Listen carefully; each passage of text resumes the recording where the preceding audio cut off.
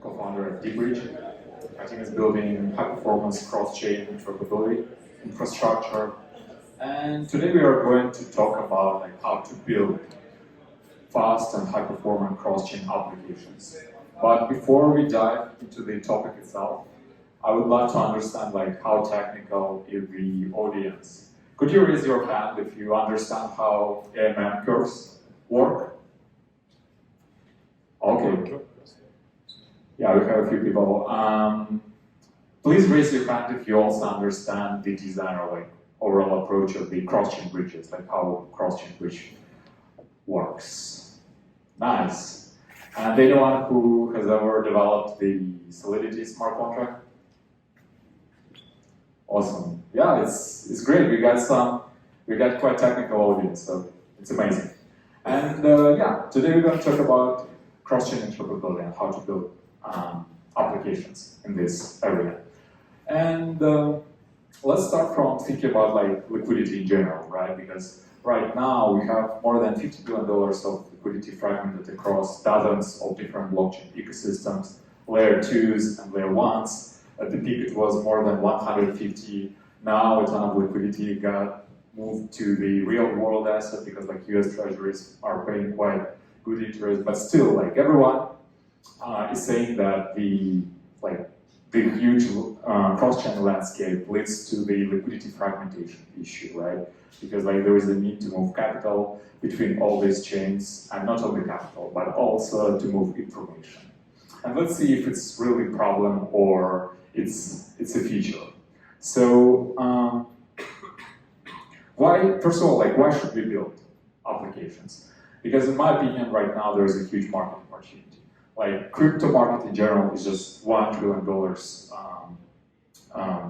in total, right?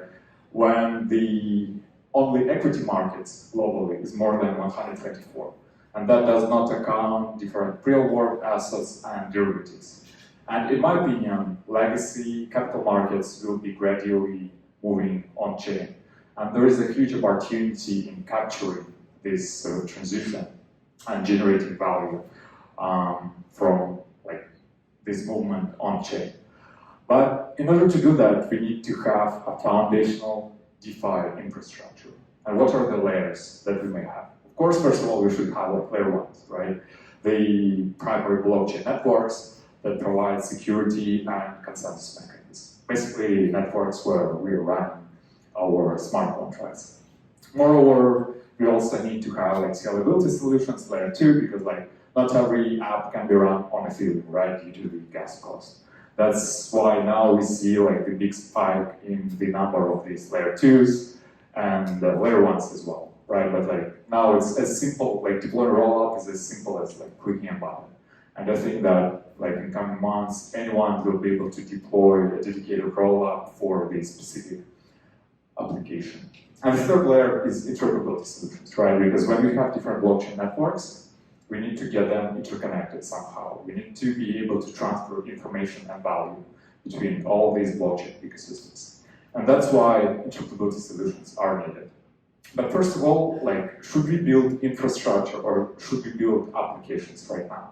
And I think that now we've seen really great precedent with the Friend.Tech, because Friend.Tech became the first application that generates more revenue than underlying infrastructure, than base ecosystem, right? And it's a great example of a consumer app that allows to onboard many end users, right?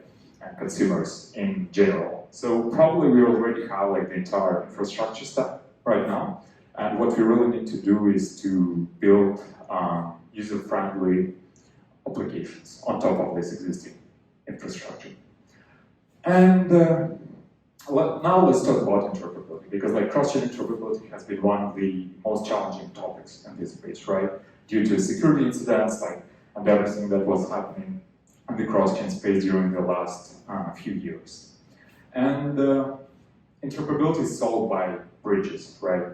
But the word bridge itself is super confusing, because in general, interoperability consists of 3 core verticals, or 3 core pillars. It's just not many teams in this space actually differentiate this vertical. And I think that this differentiation is really important, because the first pillar is the transfer of authenticated messages.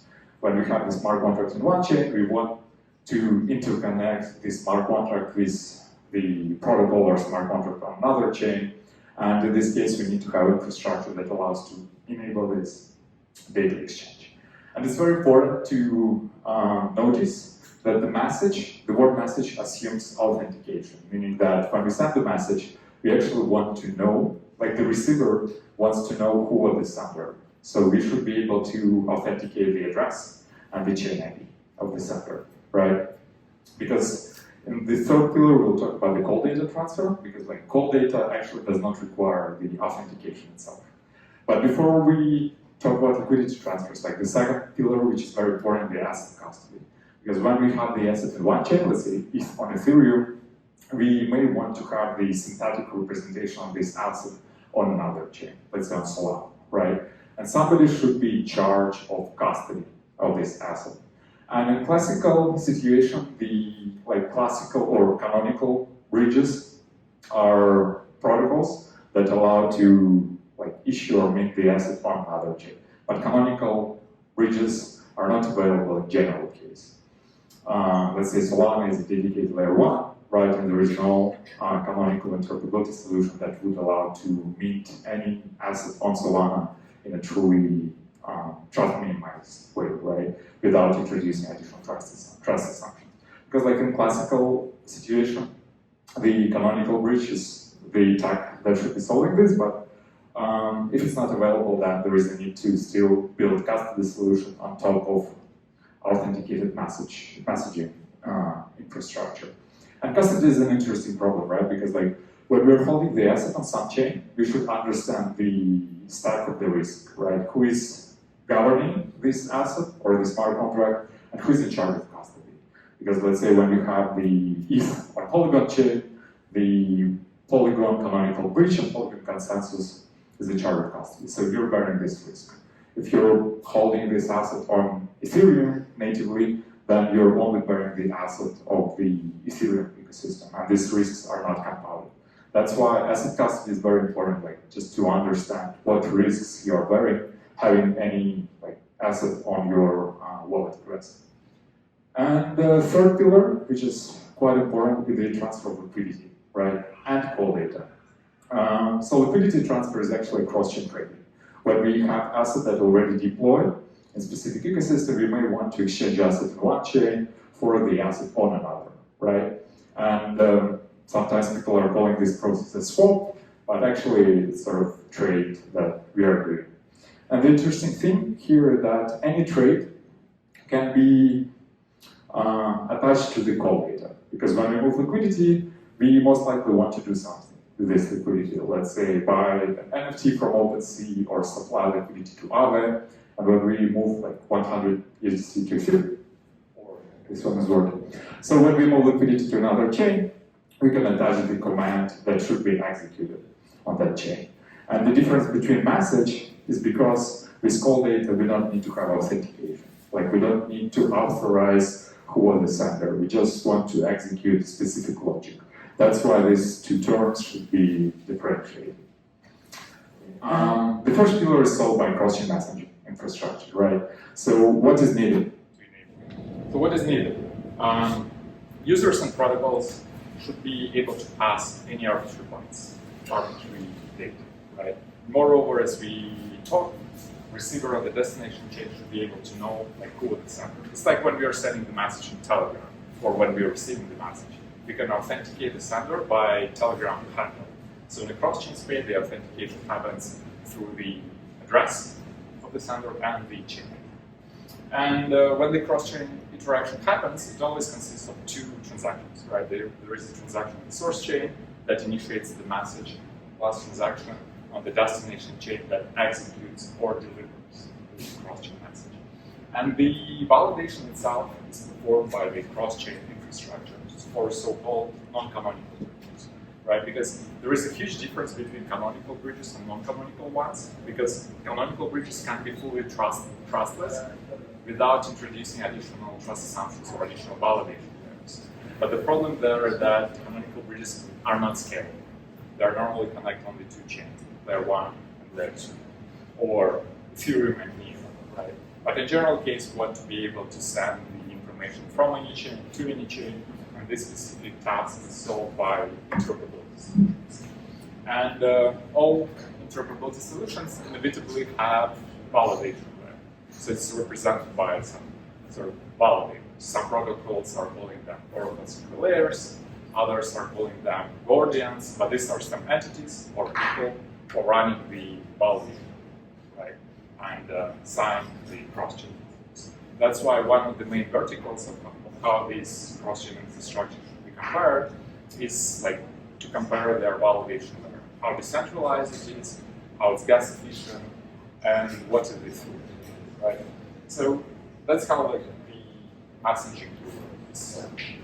And now let's talk about the asset, right? Because we want to have this embedded representation of the asset on the secondary chains.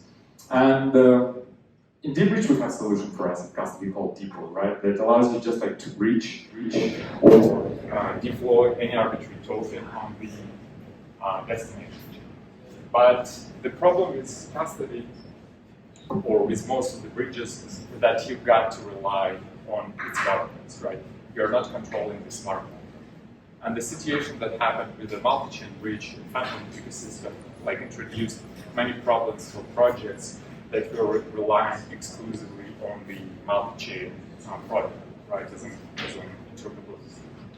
And in deBridge, we are proposing this sort of multi-message aggregation mechanism framework that allows to transfer the message only in case this message is validated by multiple infrastructures simultaneously. So what you can actually do, you can set up consensus between few protocols. Let's say deBridge plus wormhole plus layer 0, right? And only in case all the protocols, or like two protocols validate the same content of the message that is getting executed on the destination. And this can be used to enable asset custody too, because you don't need to rely on canonical bridge in this case, but you can rely on the consensus among multiple infrastructure providers. So this is like how it works. Because originally we suggested this sort of structure to Uniswap governance back in January when Uniswap was trying to choose the bridging technology. And instead of choosing like one specific bridge, our team was saying like, look guys, instead of like be in vendor lock position, you can actually leverage the security of multiple bridges simultaneously and aggregate them, right? So when you want to send a cross-chain message, just interact with the MMA smart contract, which sends this message through multiple infrastructure providers simultaneously, right? And only if consensus is achieved on the destination chain, then the message is delivered.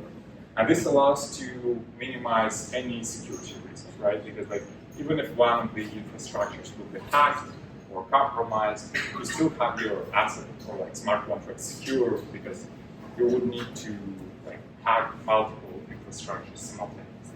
So we think that like MMA at some point will be like the most secure way for the assets. And the third vertical that we mentioned is the cross-chain trading, because like how do we enable efficient movement of liquidity? As we've mentioned, now we have like $50 billion of liquidity fragmented, but actually if we have ability to transfer liquidity at nearly zero cost and lightning fast speed, that fragmentation is not important, right? And liquidity transfer is solved by value transfer. So, as you know, value transfer bridges are mainly based on the liquidity limits, right? But this sort of classical approach has some fundamental design flaws. Because first of all, it's not efficient. Whenever you do the transfer, you put liquidity in the pool of one chain, and you get the transfer settled from the liquidity pool of another chain.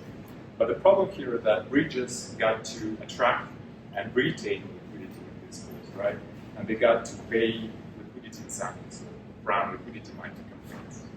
And these incentives are paid continuously in time when the transfers are in fact happening discretely. So there can be a time period when you don't have transfers at all, but you still need to provide incentive to liquidity.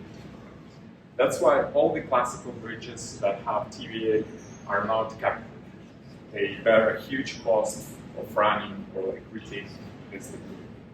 And moreover, whenever you have a liquidity pool, it's a honey of hackers, right? And that's why we've seen so many hacks in this, like in the cross-chain space. And the third problem is that like bridges based on this design are not scalable. Whenever you do the transfer, the amount of transfer is limited by the amount of liquidity in the pool.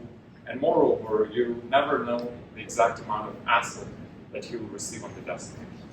Because when you have a liquidity pool, you have AMM curve involved, right? Meaning that the price discovery happens on-chain. And this is actually the big problem, right? Because like cross-chain space, by its nature, is asynchronous. Blockchains are siloed or like isolated environments, and you cannot make that work synchronously. And it's actually not a problem. Like we can leverage asynchronous nature of the cross-chain space in order to build more efficient asynchronous products. And that's what we've done in deBridge. Like we are solving the third pillar of cross-chain transfers with DLN, which is a high-performance cross-chain trading infrastructure based on zero-TVL. So we're trying to shift this paradigm from liquidity pool-based model to liquidity in time or liquidity on demand approach, where instead of channeling transfer through the pool, we have a liquidity network of users and market makers. And it's first asynchronous infrastructure because there are no like liquidity pools. The price discovery happens off-chain. And here's how it works. Like when you do the trade, or when you want to move liquidity cross-chain, you just create a limit order, right? And you set up the price for this order. Let's say you want to sell 1,000 USDC in BNB chain for like 199 USDC in Solana. And when you create the order, the transaction, you interact with the DLN smart contract, and your liquidity is just temporarily locked in this smart contract. And as soon as your transaction is confirmed, the network of market makers can already detect this transaction and estimate how profitable is your limit order. And if this limit order allows them to generate some profit, then they're incentivized to fulfill it as soon as possible. So in this specific example, the first market maker that provides user with 999 USDC on Solana will trigger a cross-chain message, which will unlock 1,000 USDC in BNB chain, in the source chain, right? So market maker earns the spread, this 1 USDC difference. So there is no need to retain liquidity in the pool. There is no need to incentivize market maker, but they're like organically incentivized from the spread of the limit order itself. So it's like just-in-time liquidity, and at the same time, it's like just-in-time incentivization as well. And this design enables a few huge advantages. Like first, it's not limited in terms of liquidity. You can make a $10 million trade between chains, and your trade will be settled with zero slippage, because market makers can execute some profit from this trade. So you basically provide a yield opportunity to the market, and rather sooner than later, market makers or MEV bots will execute. The second big advantage is the zero TVL, because liquidity is touching smart contract only during the very short time period when settlement happens. Like all the other times, you're holding liquidity on your wallet, and same with market makers, they always hold liquidity on their personal balance sheet. And settlement happens super quickly. That's why we call DLN a high-performance infrastructure, because market makers are eating this risk of transaction failures, and they're competing. Because like the first one that fulfills the trade earns the spread. And they don't need to wait for like 256 blocks finality for transfers coming from Polygon, because they can define their own risk profile.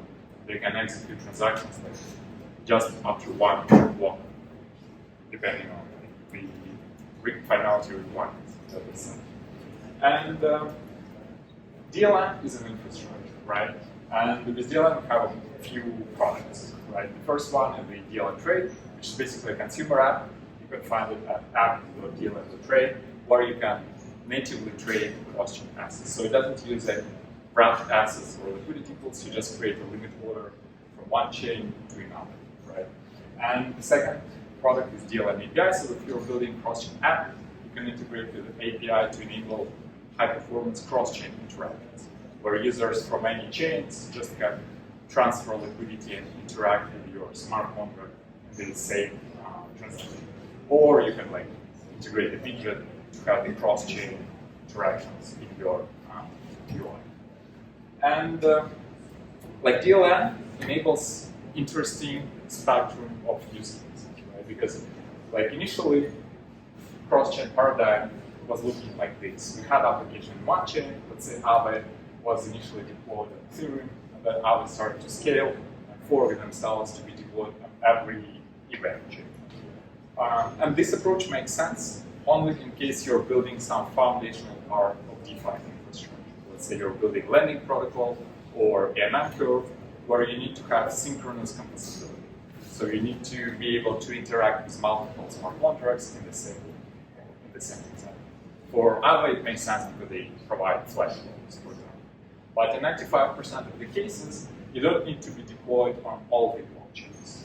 You just need to pick one chain that suit your needs in the best way, and then enable global accessibility through the interoperability. So this is how, like, what criteria you can follow when choosing the blockchain to build it, right? That these are transaction fees, throughput, security assumptions, time of finality, ecosystem, adoption, and overall markets.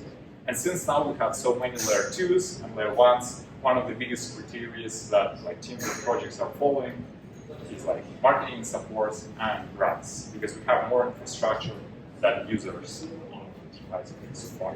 And hopefully that will change in the near future. So yeah, and you just choose one chain that suits your protocol in the best way, and then through the interoperability protocol, you allow users and smart contracts from all the different chains to interact with your specific application, right? Because again, together with the trade, you can pass the instruction of all the that will be executed. So for example, for building lending protocol, you can allow users from Solana or Polygon to send a cross-chain trade, plus supply the resultant liquidity into your protocol at the same time. And this asynchronous approach allows to build high-performing cross-chain interactions where the whole infrastructure stack can be abstracted away. So at the end of the day, like users will not need to switch wallets, switch networks, and think about infrastructure at all. They will just like connect wallet on any chain where they have liquidity, and wallet will automatically detect that where you actually have some asset. And you click one button, and all the routing happens automatically. So users will never need to think about bridges, and I believe that users will not even need to think about underlying blockchains. They will be focused on the data itself. So that's sort of same level of UX that we have in a Web2 world where we interact with the websites, right? We're not like switching between Amazon Web Services and Microsoft Azure.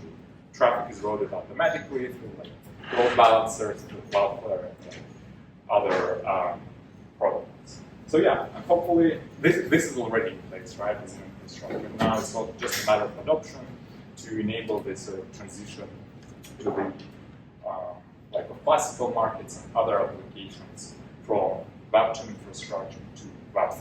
And I believe that interoperability solutions will play an important role in this transition. And yeah, again, my name is Alex. These are some of my social networks. If you want to talk more about like, cross-chain, or you have some interesting ideas of what can be built, or if you're building some exciting apps, feel free to reach out. Always happy to bridge door and maybe support you guys in any way. Yeah, thanks.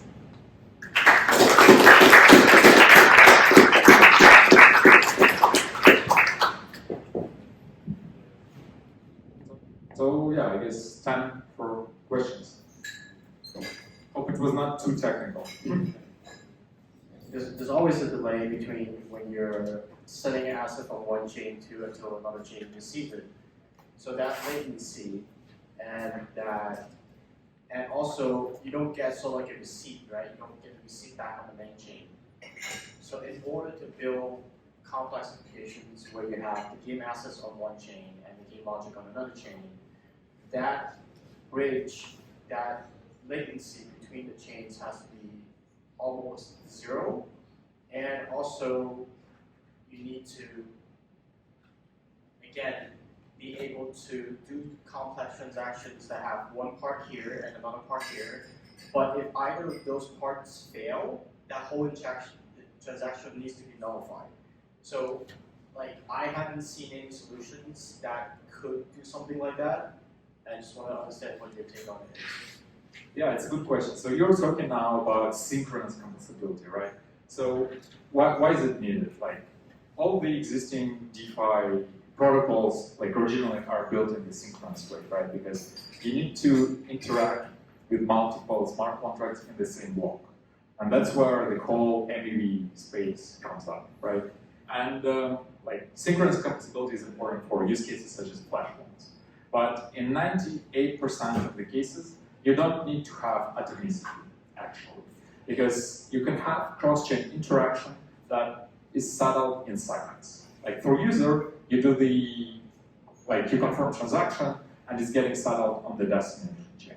And you don't need to think about like what happened on the source chain, or like you don't need to have sort of shared sequencers, because you just need to transfer liquidity and maybe interact, like execute some logic on this destination chain. Because even with flash loans, like you can actually have the cross-chain flash loans. But the way it works is that you send the transaction on the source chain, right? Let's say you want to provide 1,000 USDC and take a flash loan on another chain, for example, on Polygon, and loan some money.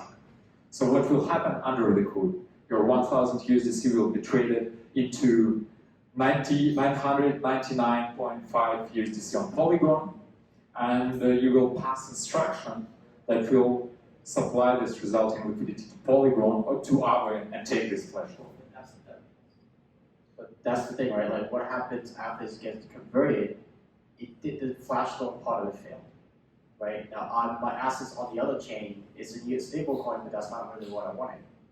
Yeah, but you can have a fallback mechanism, right? So let's say your external call failed, and then you do the trade in the opposite direction in the same transaction, where you trade back 199.6 USDC on Polygon to 199.2 USDC on, I don't know, in chain. And your trade will still be executed because market maker earned the spread, right? But the spread is very low. It's just like 4 pips. Okay, I see what you And yeah, since market makers don't need to wait for transaction finality, they can do like execute this both trade and call data very quickly, or even atomically. So you can specify like whether call data and trade should be executed in the same transaction, or if they can optionally be executed like in a different transaction. Not a question, but just a comment. I understand why you say 98% of the time it's not needed. What I'm saying is that maybe because we don't have this capability, we can't build more complex applications that require synchronous interoperability. That's what everyone is thinking. But actually, atomicity is a huge problem. It's not the feature, right? Atomicity is where the whole MEV space comes up, right? That's where inefficiency happens due to on-chain price discovery. Because like when you use AMM curve, the price discovery happens in this specific transaction. You don't know the price in advance. But actually, you don't need to sort of perform this price discovery. Sometimes you can just create the order or make sort of intent. How it's like now everybody likes to tell we are building intents, right? And then wait until this trade will be executed. And you don't need to have it executed like right in the same block. Maybe you're okay to wait like for one block longer to get your intent fulfilled, right? But you get it fulfilled at the price that you determine, not at the one that was determined by AMM curve that can be also like influenced by front run or back run intents. Yeah, thank you for the talk. You mentioned that to run bridges, now we need a set of validators. There is technology called blind clients. When do you think it's now? And like, do you think it's actually possible to remove validators completely by using this technology? Yeah, that's a good question. I didn't say that validators are needed for any bridge. I said that validators are needed for generic interoperability solutions, for generic messaging projects, right? But light client and full client is a tag that is actually used in canonical bridges, in like bridges where there is no need to introduce additional like trust assumptions or validators. that's how, let's say, Neo Bridge, like Rainbow Bridge is run, or Arbitrum or Optimism Bridge is built. But the problem is that this tech is not scalable, right? You cannot connect any chain to any chain, just verifying consensus, because the operation of consensus verification is super expensive. You can make it like once per few hours, and that's what actually Polygon is doing, for example. So when you transfer back like, from Polygon to Ethereum, you have like checkpoints, and your trade is not settled in seconds, right? It can be settled like in a few hours. This Arbitrum or Optimism is settled in 7 days. It's very slow, but you get the best sort of security guarantees because there are no validators. But for non-canonical bridges, there is also possibility to enable sort of trustless data exchange through state proofs or storage proofs. And I'm quite excited to see developments that are being held by Lagrange team and Herodotus, because I think these guys are like innovating. And you can actually combine the validation layer of deBridge, let's say deBridge, with these state proof to improve security even further.